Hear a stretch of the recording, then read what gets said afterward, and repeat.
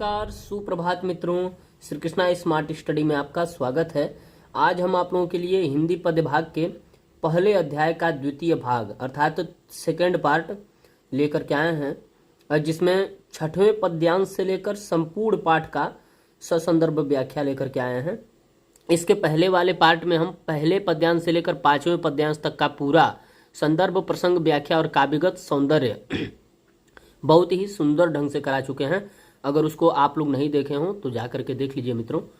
और इस वाले पार्ट में आपको छठवें पद्यांश से लेकर अंतिम पद्यांश तक का जो पहला लेसन है पद सूरदास का, उसका आपको ससंदर्भ व्याख्या मिलेगा। तो चलिए मित्रों, बिना देरी किए इसको स्टार्ट करते हैं। अगर अच्छा लगेगा तो एक लाइक जरूर कीजिएगा आप, और बहुत ज़्यादा बेहतर लगेगा तो सब्सक्राइब भी कर दीजिएगा मित्रों, क्योंकि सब्सक्राइब करने में कोई पैसा नहीं लगता है। अब चलिए इसको स्टार्ट करते हैं। सखीरी मुरली ली जय चोरी, जिन गोपाल कीन्हे अपने बस, प्रीति सबन की तोरी। सखीरी मुरली ली जय चोरी। इस पद्यांश में गोपियों का वंशी के प्रति ईर्ष्या का भाव प्रकट हुआ है। अर्थात इसका प्रसंग हो जाएगा कि प्रस्तुत पद्यांश में गोपियों का वंशी के प्रति ईर्ष्या अर्थात जलन का भाव प्रकट हुआ है। तो सखियां आपस में बात करते हुए कहती हैं कि सखीरी, ऐ सखी, जो वृंदावन की गोपिकाएं हैं वो अपनी सखियों से, अपनी सहेलियों से कहती हैं कि ऐ सखी मुरली ली जाए चोरी, चलो मुरली को चुरा लिया जाए। क्योंकि जिन गोपाल कीन है अपने बस, जिन मतलब जिसने, गोपाल मतलब कन्हैया, कृष्ण को, कीन है मतलब कर लिया है, अपने बस अपने वश में कर लिया है।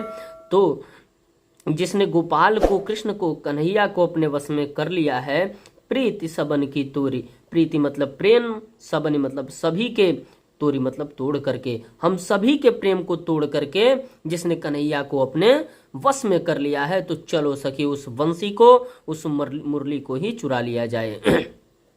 छिन एक घर भीतर निशिबासर, धरत न कबहूँ छोर, सखीरी मुरली ली जय चोरी। अर्थात क्षण एक क्षण के लिए भी, हम तो देखती हूँ कि एक क्षण के लिए भी, एक समय के लिए भी, एक पल के लिए भी घर के भीतर हो चाहे बाहर हो, निशि बासर, रात हो चाहे दिन हो, निशि माने रात, बासर माने दिन, रात हो चाहे दिन हो, धरत न कबहूँ छोरी, कभी भी छोड़ करके उसको धरते नहीं हैं। तो चलो सखी उस मुरली को ही चुरा लिया जाए। कबहूँ कर कबहूँ आधरनी, कटी कबहूँ खो सत जोर, सखीरी मुरली ली जय चोरी। अर्थात कहती हैं सखियां, एक दूसरे से कहती हैं उस बंसी के प्रति जलन का भाव प्रकट करते हुए, क्रोधित होकर के कहती हैं, कबहूँ कर, कभी हाथों में, कबहूँ अधरनी, कभी होठों पर, अधरनी मतलब होठों पर, कटि कबहूँ खोसत जोरी, कटि मतलब कमर में, कबहूँ मतलब कभी, खोसत जोर खोस करके, जोड़ करके अपने से रख लेते हैं। अर्थात कभी हाथों में रखते हैं, तो कभी होठों पर, तो कभी अपने कमर में खोस करके रख लेते हैं। ना जानो कछु मेली मोहिनी, राखे अंग अंग भोर, सखीरी मुरली ली जय चोर। न जानो कछु मेली मोहिनी, न जाने कौन सा, कछु मतलब कौन सा, मेली मोहिनी अर्थात जादू टोना कर दिया है, न जाने कौन सा जादू टोना कर दिया है कि राखे अंग अंग भोरी, कि उनके पूरे अंग अंग को, भोरी अर्थात कब्जे में, राखे अर्थात रख लिया है, उसने उनके पूरे अंग अंग को, उस वंशी ने, उस मुरली ने कन्हैया के पूरे अंग अंग को अपने कब्जे में करके रख लिया है। सूरदास प्रभु को मन सजनी, बंध्यो राग की डोरी, सखीरी मुरली ली जय चोरी। अर्थात सूरदास जी कहते हैं कि गोपिकाएं आपस में बात करते हुए कहती हैं कि प्रभु को मन सजनी, प्रभु के मन को ऐ सखी, बंध्यो राग की डोरी। उसने राग की डोरी में अर्थात प्रेम की डोरी में बांध लिया है। तो ये था आपका छठवां पद्यांश। इसका काव्यगत सौंदर्य हो जाएगा रस श्रृंगार रस, छंद गेय पद, अलंकार श्लेष तथा अनुप्रास अलंकार। इसमें गुण जो है वो माधुर्य है, भाषा वही ब्रज भाषा है। सातवां पद्यांश से स्टार्ट करते हैं मित्रों। उधो मोहि ब्रज बिसरत नाही, वृंदावन गोकुल वन उपवन, सघन कुंज की छाही। उधो मोहि ब्रज बिसरत नाही। इसका प्रसंग हो जाएगा कि प्रस्तुत पद्यांश में सूरदास जी के द्वारा भगवान श्री कृष्ण उद्धव से बातचीत कर रहे हैं, उस समय का वर्णन इस पद्यांश में किया गया है। ये प्रसंग हो जाएगा, उसके बाद हम व्याख्या देखेंगे। भगवान श्री कृष्ण थोड़ा दुखी होकर, मन से थोड़ा दुखी होकर के उद्धव से कहते हैं कि उद्धव है, उद्धव मोहि मतलब मुझसे, ब्रज मतलब वृंदावन, बिसरत यानी भुलाया, नाही मतलब नहीं जाता, है उद्धव मुझसे ब्रज भुलाया नहीं जाता। वृंदावन वहाँ का वृंदावन, गोकुल वहाँ का वन, वहाँ के उपवन अर्थात बगीचे, वहाँ का सघन कुंज की छाहें अर्थात वहाँ के घने पेड़ों की छाही जो है, छाँव जो है, कुंज मतलब पेड़ होता है, अर्थात वहाँ के घने पेड़ों की छाह हमसे भुलाया नहीं जाता उद्धव। उसके बाद कहते हैं कि प्रात समय माता यशोमती, अरुनंद देखि सुख पावत। प्रात समय मतलब सुबह के समय, प्रातः काल के समय, माता यशोमती अर्थात यशोदा मैया, अरुनंद बाबा देख सुख पावत, हमको देख करके बड़ा ही सुख पाते थे और मुझे भी बड़ी प्रसन्नता होती थी। माखन रोटी दहो सजायो, अतिहित साथ खवावत, अरे उद्धव मोहि ब्रज बिसरत नाही। कहते हैं कि माखन रोटी दहो सजायो अर्थात माखन रोटी और दही सजा करके, अति हित, अति मतलब अत्यंत, हित मतलब प्रेम के, साथ मतलब साथ, खवावत अर्थात खिलाते थे। बड़े ही प्रेम के साथ माखन रोटी और दही सजा करके खिलाते थे उद्धव, हमसे ब्रज भुलाया नहीं जाता। गोपी ग्वाल बाल संग खेलत, सब दिन हंसत सिरात। गोपियों ग्वाल बाल के साथ, गोपियों के साथ और ग्वालों के बच्चों के साथ खेलते खेलते सब दिन हंसत सिरात, सब दिन हंसते हंसते सिरात अर्थात बीत जाता था, पूरा दिन हंसते खेलते बीत जाता था उद्धव, हमसे ब्रज भुलाया नहीं जाता उद्धव। सूरदास धनी धनी ब्रजवासी, जिन सौ हित जदुतात। सूरदास जी कहते हैं कि धनी धनी धन्य हैं ऐसे ब्रजवासी, ब्रज में वास करने वाले ब्रज के लोग ऐसे धन्य हैं, जिन सौ अर्थात जिनसे, हित अर्थात प्रेम, जदुतात अर्थात भगवान श्री कृष्ण का जुड़ा हुआ है, जिनसे भगवान श्री कृष्ण का ऐसा प्रेम जुड़ा हुआ है, वो ब्रजवासी धन्य है प्रभु। इसको एक बार जल्दबाजी में देख लेंगे, जल्दी जल्दी। उद्धव मोहि ब्रज बिसरत नाही अर्थात भगवान श्री कृष्ण उद्धव से कहते हैं कि अय उद्धव मुझसे ब्रज भुलाया नहीं जाता। वृंदावन गोकुल वन उपवन, वहाँ का वृंदावन, वहाँ का गोकुल, वहाँ के वन अर्थात जंगल, वहाँ का बगीचा, सघन कुंज की छाही और वहाँ के घने पेड़ों का छांव। प्रात समय माता यशोमती, सुबह के समय माता यशोमती, अरुनंद बाबा देख सुख पावत, मुझे देख करके बड़े ही खुश होते थे। माखन रोटी दह सजायो, मक्खन रोटी और दही सजा करके अति हित साथ खवावत, अत्यंत प्रेम के साथ मुझे खिलाया करते थे। गोपी ग्वाल बाल संग खेलत, गोपियों के साथ और वहाँ के ग्वालों के बच्चों के साथ खेलते खेलते सब दिन हंसते सिरात, पूरा दिन हंसते खेलते हुए बीत जाता था। सूरदास धनी धनी ब्रजवासी, सूरदास जी कहते हैं कि धन्य है ऐसे ब्रजवासी, जिन संहित जदुतात, जिनसे ऐसा प्रेम भगवान श्री कृष्ण का जुड़ा हुआ है। इसका रस हो जाएगा आपका श्रृंगार वियोग रस हो जाएगा, छंद इसमें गेय पद है, अलंकार जो है इसमें श्लेष और अनुप्रास अलंकार है, और गुण जो है माधुर्य है, ब्रज जो है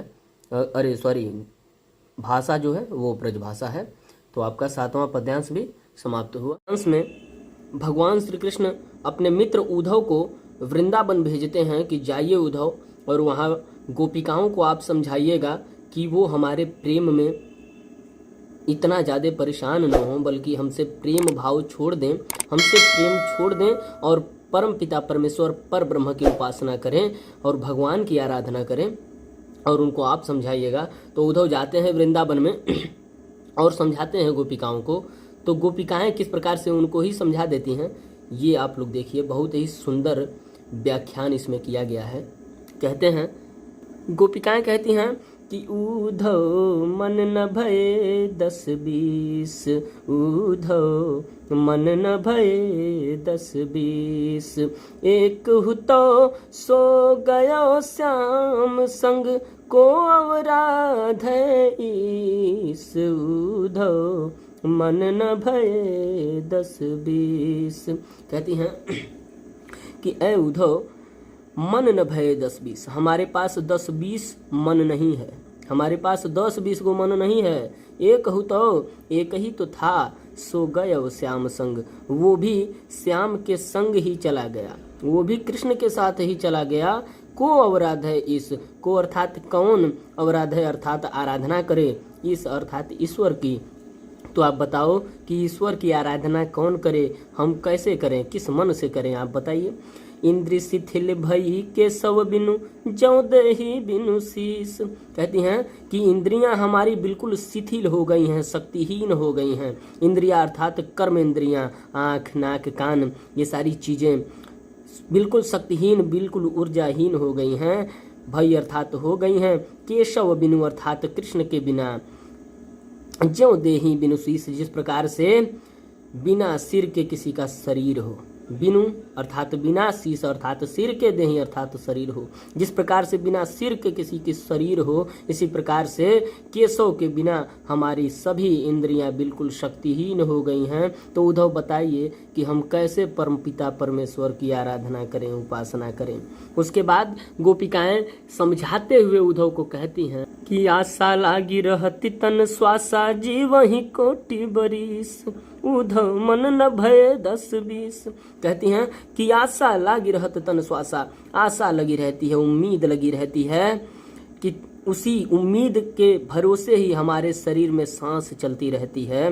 कौन सी उम्मीद? तो भगवान श्री कृष्ण के आने की उम्मीद, क्योंकि वो कह के गए थे कि हम वृंदावन वापस आएंगे, हम दोबारा वृंदावन वापस आएंगे।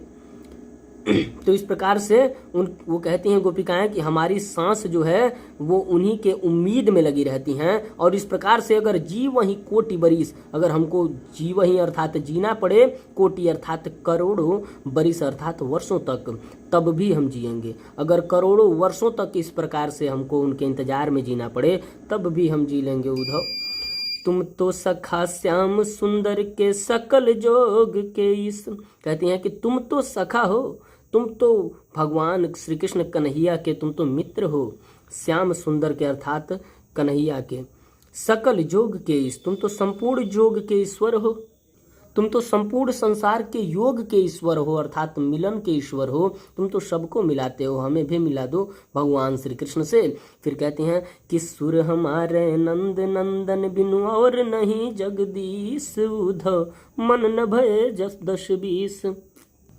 कहते हैं कि सूरदास जी कहते हैं कि गोपिकाएं कहती हैं कि हमारे नंद नंदन के बिनु, अर्थात हमारे नंद के पुत्र के बिना, नंद के पुत्र भगवान श्री कृष्ण के बिना और नहीं जगदीश, इस संसार में और कोई नहीं जगदीश है, कोई नहीं ईश्वर है। उद्धव हमारे पास 10-20 मन नहीं है, बताओ कि हम किस मन से आराधना करें। तो इस प्रकार से उद्धव बिल्कुल शांत हो जाते हैं, उनके पास कोई प्रत्युत्तर नहीं होता है। इसका प्रसंग हो जाएगा कि इस पद्यांश में सूरदास जी ने उद्धव और गोपिकाओं के बीच वार्तालाप अर्थात बातचीत का वर्णन किए हैं, इसका तो प्रसंग हो जाएगा। उसके बाद काव्यगत सौंदर्य, इसमें रस जो है वियोग श्रृंगार रस हो जाएगा, छंद वही गेय पद होगा, अलंकार इसमें जो है वो आपका अनुरोक्ति प्रकाश अनुप्रास अलंकार है, और रस हो गया, छंद हो गया, अलंकार हो गया। इसके बाद आपका भाषा इसमें ब्रज भाषा है, गुण माधुर्य है। बस इसके बाद अब हम देखेंगे 9वां। अभी भी उद्धव को गोपिकाएं इस 9वें पद्यांश में भी समझा ही रही हैं और समझाते हुए कहती हैं, उद्धव की बस छोटी सी गलती, वो कहते हैं गोपिकाओं से कि आप भगवान श्री कृष्ण से प्रेम करना बंद कर दीजिए, उनकी उपासना करना बंद कर दीजिए। बस इतना ही कहने की उनकी इतनी बड़ी सजा देती हैं गोपिकाएं। और कहती हैं आगे क्या कहती हैं, देखिए कहती हैं कि उधो जाऊँ तुम ही हम जाने। कहती हैं उधो जाऊँ, जाओ तुम चले जाओ, तुम ही हम जाने, तुमको तो हम लोग जान गए। अरे उधो तुम चले जाओ, तुम्हें हम लोग जान गए, पहचान गए। श्याम तुम ही यहाँ कौन नहीं पठयो। श्याम ने, भगवान श्री कृष्ण ने, कन्हैया ने तुम ही अर्थात तुमको यहाँ मतलब यहाँ पर नहीं पठयो, नहीं भेजा है। भगवान श्री कृष्ण कन्हैया ने तुम्हें यहाँ नहीं भेजा है। तुम हो बीच भुलाने, तुम तो कहीं बीच में ही भूल भटक करके आ गए हो। उसके बाद कहती हैं कि ब्रज नारी ने संजोग कहत हो, बात कहत न लजाने, उधो जाहु तुम ही हम जाने। कहती हैं कि ब्रज नारी, ब्रज की नारियों से जोग कहते हो, योग साधना की बात कहते हो, योग साधना उपासना की बात करते हो, वो भी किसी और की। बात कहत न लजाने, ऐसी बात कहते हुए तुम्हें लज्जा नहीं आई, शर्म नहीं आई। उसके बाद कहती हैं कि बड़े लोग न विवेक तुम्हारे, ऐसे भय अयाने। बड़े लोग हो तुम, तो बड़े लोग हो, चतुर लोग हो तुम लोग। न विवेक तुम्हारे, तुम्हारे पास तो विवेक है ही नहीं, तुम्हारे पास तो बुद्धि है ही नहीं। ऐसे भय अयाने, ऐसे ही अज्ञानियों के जैसे, अयाने मतलब अज्ञानी, ऐसे ही अज्ञानियों के जैसे आ गए हो। हम सौ कही लई हम सही कह जिया गुन ले हो सयाने। कहती हैं कि हम सौ कही लई, हमसे तो कह दिया, हम सही कहे, हम सह भी गए, हमसे तो कह लिया, हम सह भी गए। जी गुण ले हु सयाने, लेकिन तुम भी जी अर्थात जान लो, गुण अर्थात गुण लो, एक बात को अपने मन में ठान लो। और सयाने अर्थात चतुराई से कि कह अबला कह दिशा दिगंबर मष्ट करो पहचाने। कहती हैं कि कह अबला, कहाँ हम अबला नारी, कह दशा दिगंबर अर्थात कहाँ वो दिगंबर की दशा, वो वस्त्रहीन दशा।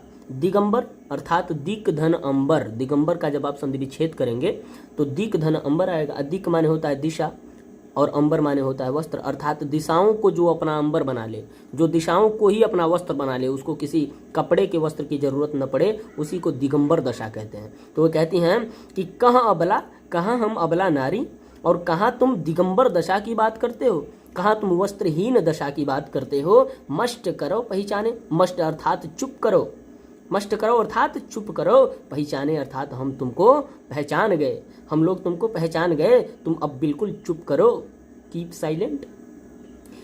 सोच कहाँ अरे साच कहाँ तुमको अपनी सौ बूझती बात निदाने। फिर कहती हैं साच कहना, साच कहो अर्थात साच कहना, सच्ची सच्ची कहना। तुमको अपनी सौ, तुमको तुम्हारी सौगंध है, सौ अर्थात सौगंध अर्थात कसम, तुमको तुम्हारी कसम है, सच बताना। बूझती बात निदाने, बूझती अर्थात पूछती हैं, बात निदाने अर्थात उसके निदान में, उनकी गलती के निदान में, उनके गलती के पश्चाताप में उनको निदान बताते हुए कहती हैं कि एक बात तुमसे पूछते हैं, बिल्कुल अपनी सौगंध है तुमको, तुम सच्ची सच्ची बताना। कि सूर्य श्याम जब तुम ही पठायो तब न कहूँ मुस्काने।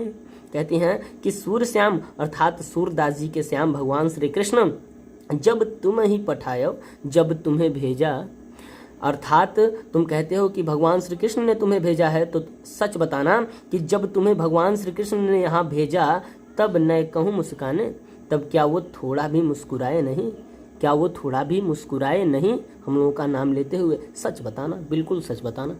इस प्रकार से ये पद्यांश 9वां वाला भी हम लोगों का समाप्त हुआ। अब हम 10वां पद्यांश पढ़ेंगे। इसको थोड़ा सस्वर वाचन करके पढ़ेंगे, जिससे पढ़ते समय ही आदि व्याख्या आपको समझ में आ जाएगी। निर्गुण कौन देश कौबासी, मधुकर कहीं समुझाई सौहृदय बूझत साच नहासी। निर्गुण कौन देश कौबासी, निर्गुण कौन देश कौबासी, को है जनक कौन है जननी, कौन नारी को दासी।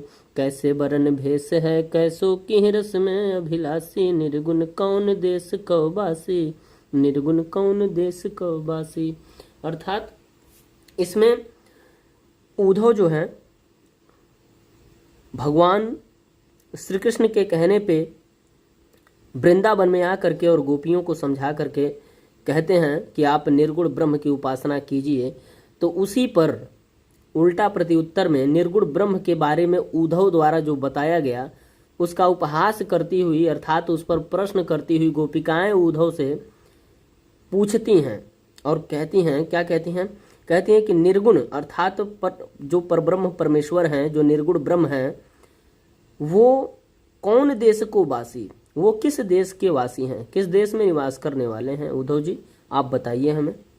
मधुकर कहीं समुझाई सौहृदय, मधुकर अ मधुकर अर्थात भंवरे रूपी उद्धव, मधुकर माने भंवरा होता है, तो भंवरे रूपी उद्धव, यहाँ पे उद्धव को भंवरा का संज्ञा इसलिए दिया गया है कि जिस प्रकार से भंवरा कहीं से भूल भटक करके आ जाता है, उसी प्रकार से उद्धव भी भूल भटक करके ही वृंदावन में आ गए हैं, ऐसा गोपिकाओं को लगता है। तो वो कहती हैं कि ए मधुकर रूपी उद्धव कहीं समझाई सौहृदय, हम तुम्हें समझाई अर्थात समझा करके कहीं अर्थात कहते हैं सौहृदय, तुमको तुम्हारी कसम दे करके कहते हैं कि बूझत साँच न हंसी, कि हमारी बातों को तुम सच बूझना, सच समझना, न हंसी इसको हंसी में न लेना। बताओ हमें कि को है जनक, तुम्हारे निर्गुण ब्रह्म का जनक कौन है, जिसकी उपासना तुम हमसे करने के लिए कह रहे थे? बताओ कि उसके जनक कौन हैं, उसके पिताजी कौन हैं, कौन है जननी, उन निर्गुण ब्रह्म की माता कौन है, कौन नारी, उनकी पत्नी कौन है, को दासी, और उनकी सेविका कौन है, अर्थात उनकी नौकरानी कौन है?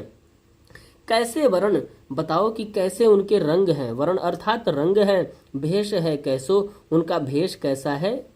किस रस में अभिलाषी, उनकी किस रस में इच्छा है, वो किस रस के इच्छुक हैं? बताओ। पावे गो पुनि कियो आपनो, तुम तो पाओगे, पुनि कियो आपनो, अपना जो कर रहे हो ना वो तुम उसका पुनः उसका पाओगे, तुम फल पाओगे। जो रे करेगो गासी, जो अगर तुम कर रहे होगे, करेगो अर्थात कर रहे होगे, गासी अर्थात जो छल कपट, छल कपट अगर तुम हम लोग से कर रहे होगे तो इसका किया तुम पाओगे। सुनत मौन भय रहे हो बावरो सूर सबय मतिनासी, सुनते ही ये बातें सब सुनते ही उद्धव मौन भय बिल्कुल चुप हो गए, बिल्कुल शांत हो गए। रहे हो बावरो और बिल्कुल पागलों की भांति हो गए, बिल्कुल बावरे हो गए, बिल्कुल पागल हो गए। सूर्य सबय मतिनासी, सूरदास जी कहते हैं कि उद्धव की सारी मति अर्थात विवेक अर्थात बुद्धि नासी अर्थात नष्ट हो गई, समाप्त हो गई। विश्लेषण का अंतिम पद्यांश 11 वाला अब हम लोग देखेंगे। इसमें जो है संदेश देवकी सौ कहियो, इसमें यशोदा मैया देवकी माँ के लिए एक संदेश भेजती है उद्धव के माध्यम से। तो क्या कहती हैं देखिए, किस भाव में कहती हैं? कहती हैं कि संदेश देवकी सौ कहियो, हो तो धाई तिहारे सुत की, हो तो धाई तिहारे सुत की, मया करती ही रहियो, संदेश देव की सौ कहियो। कहती हैं कि उद्धव मेरा एक संदेशा है जो आप देवकी मैया से कहना कि हो तो धाई तिहारे सुत की, वैसे तो मैं आपके पुत्र की धाय हूँ, और धाय उसे कहते हैं जो जन्म देने वाली माँ नहीं बल्कि पालन पोषण और दूध पिलाने वाली माँ होती है, तो उसी को कहते हैं धाई। तो कहती हैं कि वैसे तो मैं तुम्हारे पुत्र की धाय हूँ, मया करत ही रहियो, फिर भी मुझे दया करना आ रहा है, मुझे दया आ रही है अपने पुत्र पर, और मैं कहती हूँ यद्यपि टेव तुम जानती उनकी, वैसे तो यद्यपि अर्थात यद्यपि, और यद्यपि का मतलब होता है वैसे तो टेव अर्थात आदत तुम जानती उनकी, तुम उनकी आदत को भली भांति जानती होगी, क्योंकि माँ हो भाई आप। तब मोही कही आवे, तब फिर भी मोही अर्थात मुझे कही आवे अर्थात कहना आता है, फिर भी मैं आपसे कुछ कहना चाहती हूँ। क्या कहना चाहती हूँ मैया?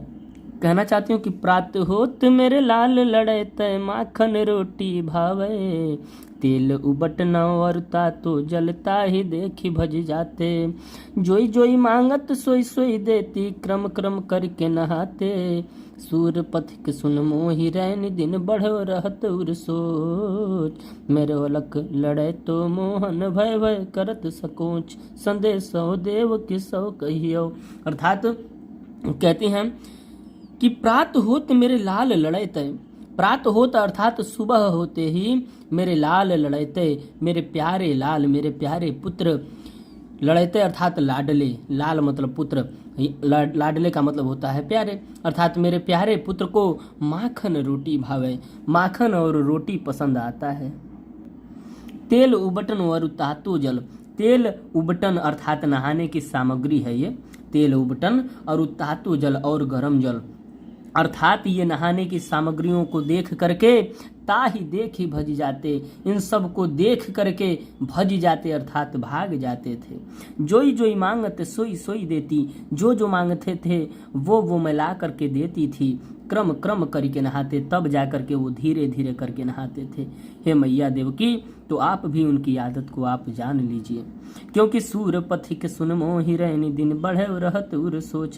कहती हैं कि सूर पथिक, सूरदास जी कहते हैं कि यशोदा मैया कहती हैं कि अय पथिक अय राहगीर उद्धव, सुन सुनिए मोहि रैनी दिन, मुझे रात और दिन बढ़े रहत उर सोच, बढ़ती रहती उर अर्थात हृदय की सोच, अर्थात जो है चिंता, अर्थात मेरे हृदय की चिंता रात दिन बढ़ती ही रहती है कि मेरा अलक लड़े तो मोहन, कि मेरा अलक लड़े तो अर्थात ये ब्रज भाषा में प्यारे जो बहुत ज़्यादा प्रिय होता है उसको अलक लड़े तो कहते हैं। तो मेरा जो मोहन है, मेरा बहुत ही प्यारा प्रिय मोहन, मेरा प्यारा सा मोहन जो है वह करत सकोच, इन सभी बातों को कहने में संकोच करता होगा।